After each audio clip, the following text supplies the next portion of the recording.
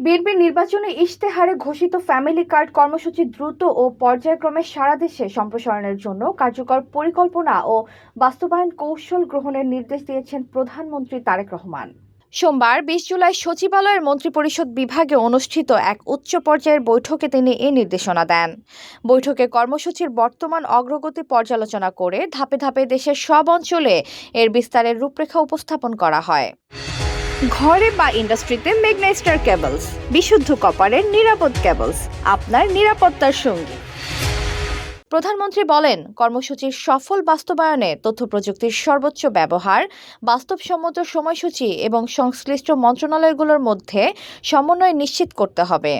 পাশাপাশি প্রকৃত অভাবগ্রস্ত ও সুবিধাভোগীদের সঠিকভাবে অন্তর্ভুক্ত করতে নির্ভুল ও গ্রহণযোগ্য তথ্য ভাণ্ডার তৈরির নির্দেশ দেন তিনি। HPL uPVC pipe and fittings, শক্ত, মজবুত ও দীর্ঘস্থায়ী, এক পাইপে জীবন পার। কর্মকর্তারা জানান, কর্মসূচিটিকে রাজনৈতিক প্রভাবমুক্ত রেখে একটি কার্যকর সামাজিক নিরাপত্তা বেষ্টনী হিসেবে গড়ে তুলতে সংশ্লিষ্ট দপ্তরগুলোকে প্রয়োজনীয় নির্দেশনা দেওয়া হয়েছে।